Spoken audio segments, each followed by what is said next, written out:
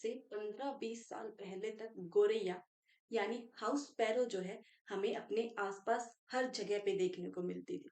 हमारे घरों में, हमारे आसपास, हमारे खेतों में, गाँव में, हर जगह हमें गोरैया देखने को मिलती थी। बट अब नहीं मिलती है।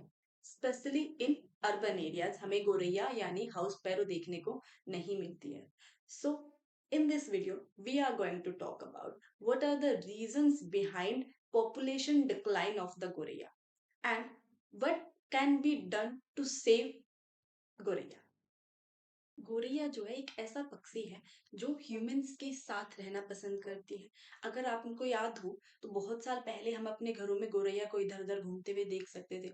अपने घोंसले गोरैया घरों में आके बनाती थी और गोरैया जो है बहुत ही इकोलॉजिकल इम्पोर्टेंस रखती हैं हमारे इकोसिस्टम में। कैसे? To know this, let's talk about a case study of China. In 1950s and 60s, Chinese government launched a program to eradicate sparrows, including Eurasian tree sparrow, which is similar in appearance to the gorilla. The program was in part of the Four Pest Control Campaign, which was launched to eradicate those pest species which are deemed to be harmful to the agriculture. And the program was unfortunately very successful. China eradicated all the sparrows, including house sparrows, from their environment. जब China ने अपने environment से सभी sparrows को eradicate कर दिया, there was an ecological disaster in the China. They want to increase their agricultural yield, but due to the eradication of sparrows, there was a famine which leads to the hunger in China. ये sparrows जो Chinese government ने identify की as an pest और harmful to the agriculture was actually not the case. These sparrows are useful in agriculture because ये जो sparrows होती हैं अपने खाने के लिए क्या करती हैं, एग्रीकल्चर जो हमारी क्रॉप्स होती है उनके ऊपर जाते हैं, वहां पे जाने की वजह से पोलिनेशन की जो प्रोसेस होती है वो होती है. दूसरा, ये हाउस स्पैरोज जो होती है वो जैसे हमारे क्रिकेट है, ग्रास होपर्स है, जो इंसेक्ट्स हैं उनको फीड करने का काम करती हैं, जो कि एग्रीकल्चर के लिए क्या हो सकते हैं, हार्मफुल हो सकते हैं.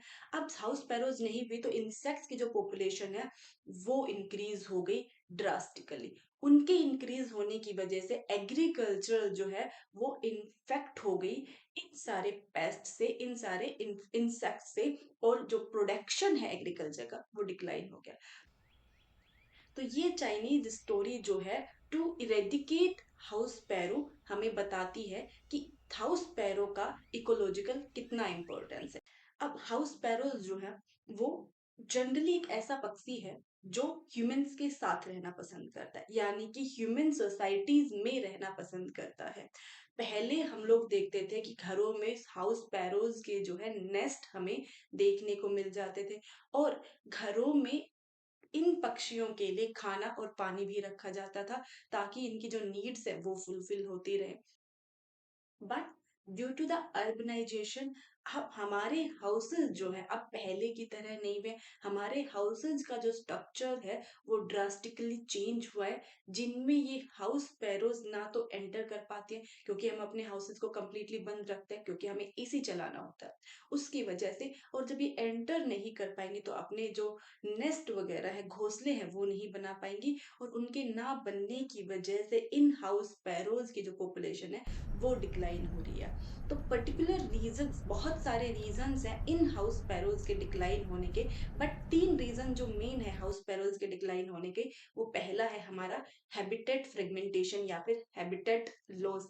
जंगल कम हो रहे हैं, हम लोग अर्बनाइजेशन की तरफ जा रहे हैं और हाउस स्पैरोज को अपने नेस्ट बनाने के लिए जगह नहीं मिल रही है. इनका जो हैबिटेट लॉस है वो हो रहा है, जिसकी वजह से ये हाउस स्पैरोज की जो पॉपुलेशन है वो डिक्लाइन हो रही है.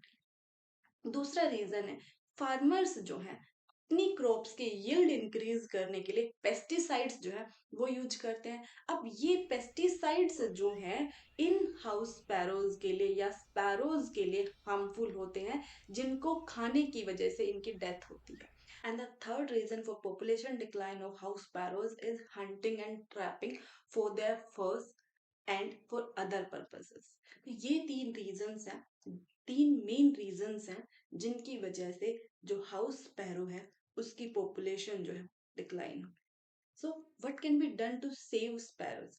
If I talk about conservation in India, so Delhi में there are two conservatory programs are going on to save house sparrows.